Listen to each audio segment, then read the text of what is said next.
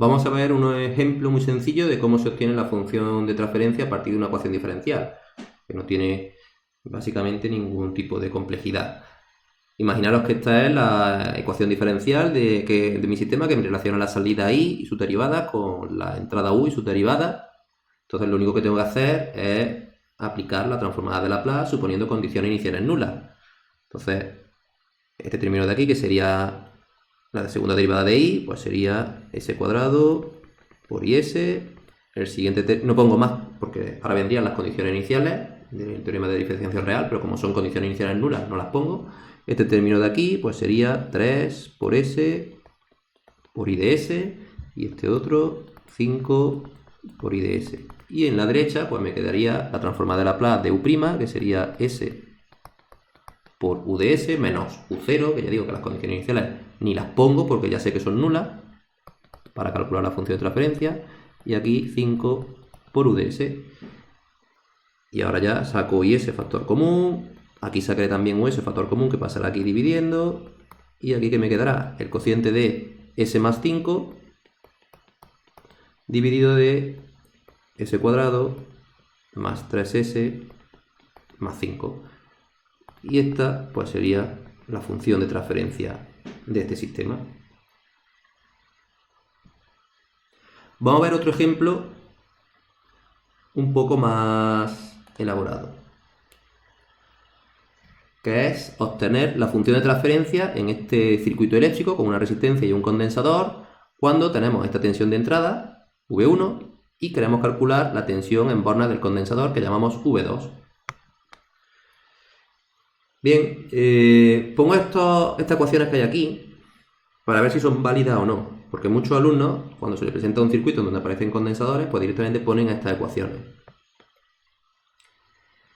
Aplican malla, la tensión V1 pues será igual a R por I más la tensión en caída del borne del condensador, que esta sería pues la impedancia del condensador por I.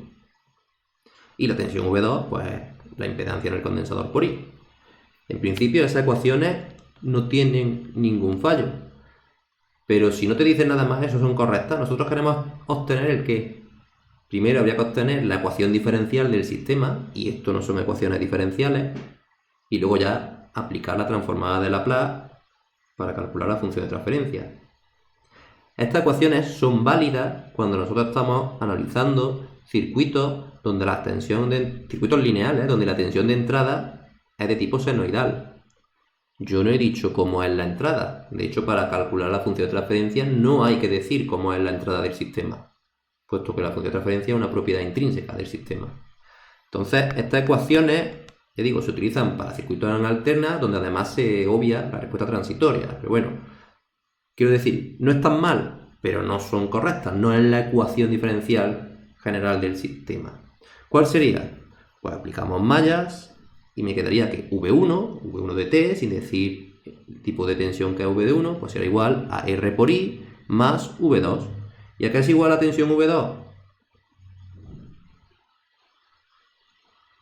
Bueno, V2 no, la corriente que pasa por aquí, por borna del condensador, la corriente que pasa por borna del condensador es igual a la capacidad del condensador por la derivada de la tensión V2.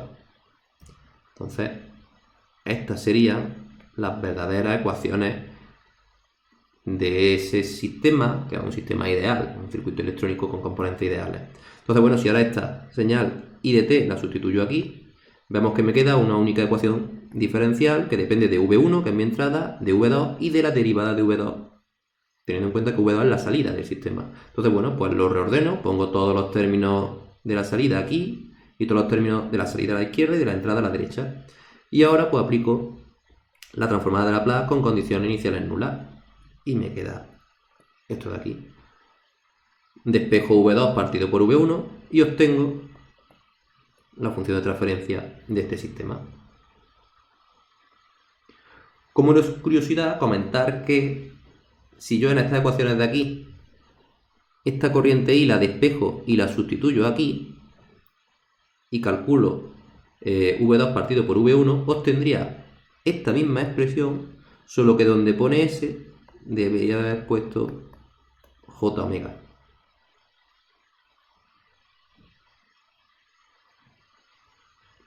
que sería la respuesta en frecuencia del sistema, pero esto se verá en el tema de respuesta en frecuencia.